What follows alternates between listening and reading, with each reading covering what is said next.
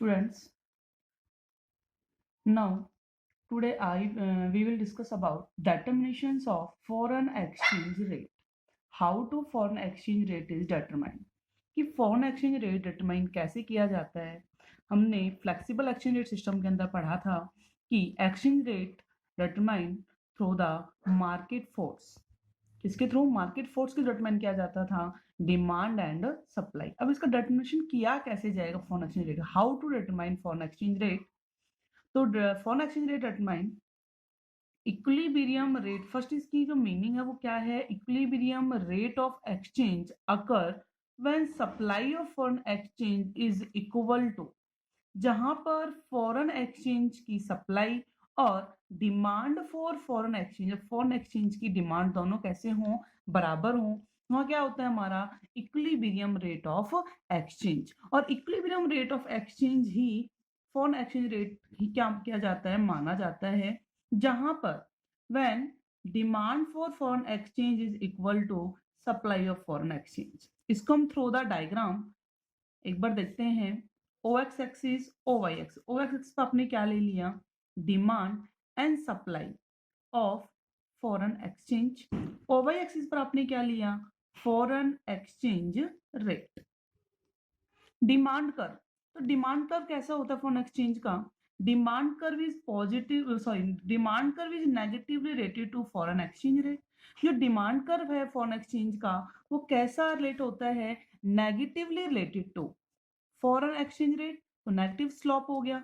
Supply curve is positively related. तो supply curve कैसा है? पॉजिटिवली.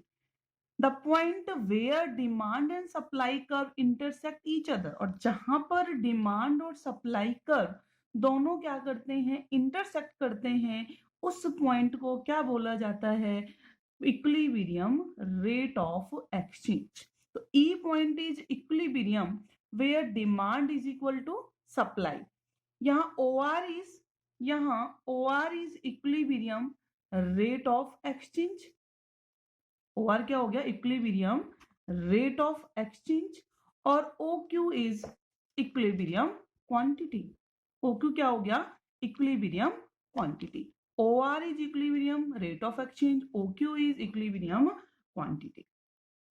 अब क्वेश्चन अराइज होता है कि मैम सिर्फ ये ई पॉइंट इक्विलिब्रियम क्यों माना गया? What will happen when exchange rate rise?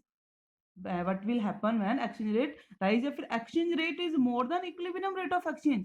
क्या होगा यदि रेट ऑफ एक्सचेंज किससे ज्यादा? इक्विलिब्रियम रेट ऑफ एक्सचेंज से ज्यादा हो जाए. देखो यहाँ पर कर देखते हैं.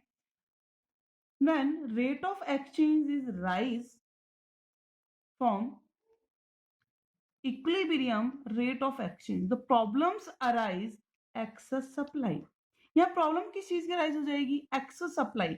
यहाँ सप्लाई देखो ज्यादा है, डिमांड कैसी है? कम है. मार्केट में फोन एक्सचेंज की बहुत ज्यादा सप्लाई हो रही है, लेकिन लोग क्या नहीं कर रहे? उसकी डिमांड नहीं कर रहे. डिमांड को बढ़ाने के लिए क्या करना होगा जिससे लोग डिमांड करें? देखो सप्लाई ज्यादा हो रही है, डिमांड हो नहीं रही है. It means foreign exchange rate कैसे है? ज्यादा है. ज्यादा जब एक्सचेंज रेट है तो कोई डिमांड नहीं कर रहा है एक्सचेंज की, फॉरेन एक्सचेंज की. तो उनके लोगों की डिमांड को इंक्रीज करने के लिए क्या करना होगा? हमें एक्सचेंज रेट को कम करना होगा. R1 से दोबारा कहाँ ना होगा? R पर. जैसे R पर आए देखो सप्लाई का क्या हो गया? कॉन्ट्रैक्शन. अब इस एक्सचेंज रेट के ऊपर कोई सप्लाई नहीं करना चाहेगा सप्लायर. और यहाँ डिमांड का क्या हो गया? Extension. Supply, contraction, demand, extension. ई पॉइंट पर आकर ठहर गई.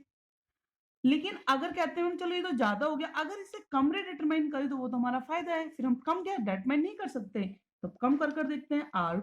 R2 कर लिया हमने. R2 के अंदर प्रॉब्लम्स क्या राइज हुई? देखो demand is more than supply. यहाँ डिमांड ज्यादा है और सप्लाई कैसी है? कम. डिमांड ज्यादा और सप्लाई कम है. अब डिमांड लोग इतनी ज्यादा कर रहे हैं फॉरेन एक्सचेंज की, सभी डिमांड कर रहे हैं. डिमांड या तो इंपोर्ट करा रहे हैं, या बाहर टूरिस्ट एज ए टूरिस्ट वो कहीं जा रहे हैं, स्टडी पर्पज से जा रहे हैं, या फिर वो क्या स्पेकुलेटिव ट्रेडिंग कर रहे हैं. बहुत डिमांड कर रहे हैं, बट मार्केट में फॉरेन एक्सचेंज की क्या नहीं है? उस टाइम सप्लाई नहीं है. क्यों? एक्सचेंज रेट क्या हो रखा है? बिल्कुल डाउन गया हुआ है. तो कोई भी फॉरनर यहाँ पर क्या नहीं करना चाह रहा? अपनी करेंसी को सेल नहीं कर रहा. तो उस कंडीशन में क्या करना होगा? वहां से डिमांड करने के लिए एक्सचेंज रेट को बढ़ा दो, जिससे क्या करेंगे?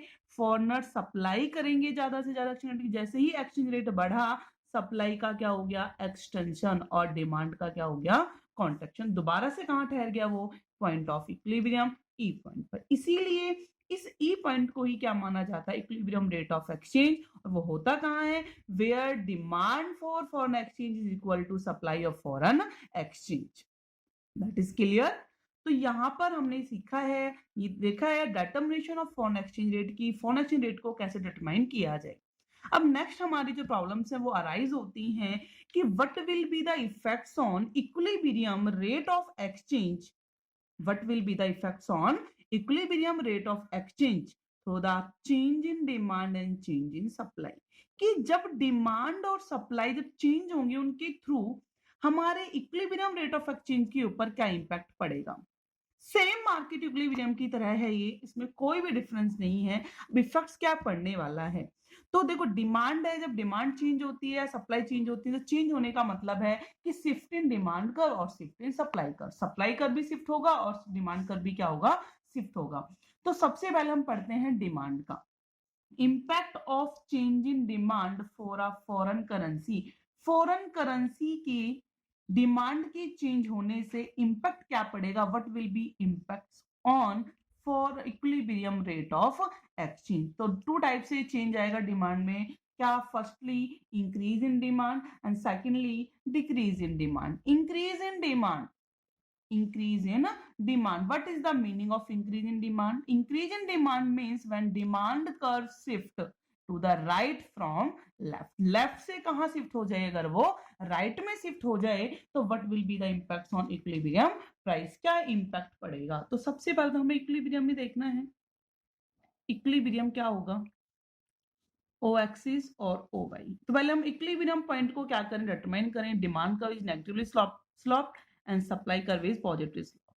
Point E is equilibrium, point ई क्या है, इक्विलिब्रियम है, और ओ आर क्या है, equilibrium foreign exchange rate.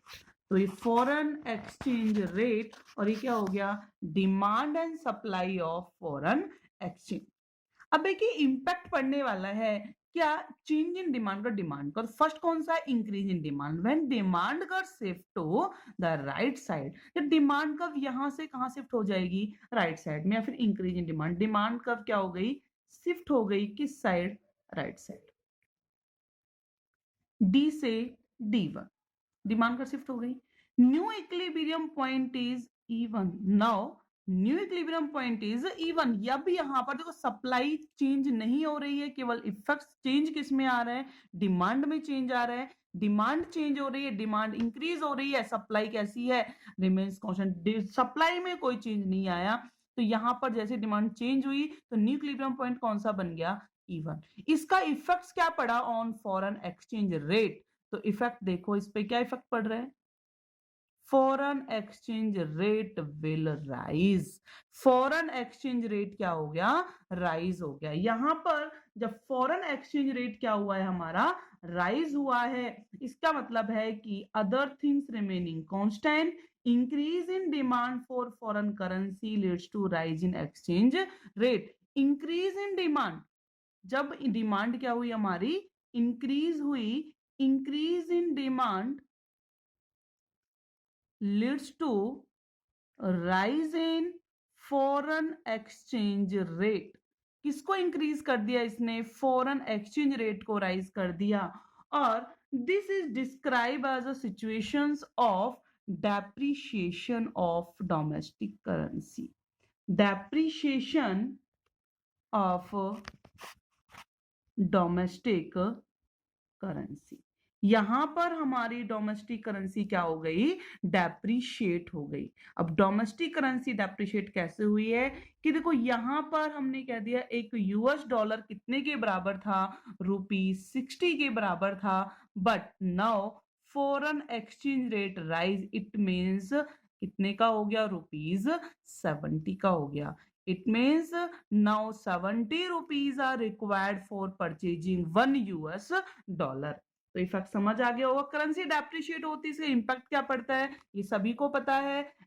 Import will fall and export will rise. Export rise होगा, इंपोर्ट क्या हो जाएगा, फॉल हो जाएगा। क्लियर हो गया।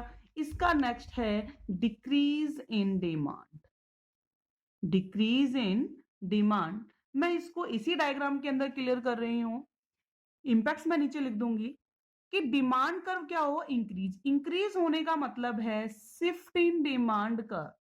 शिफ्ट इन डिमांड कर्व, जब डिमांड कर्व शिफ्ट हो जाता है to the left side, left side, जब डिमांड कर्व लेफ्ट साइड में शिफ्ट हो जाए, लेफ्ट का मतलब यहां से यहां आएगा।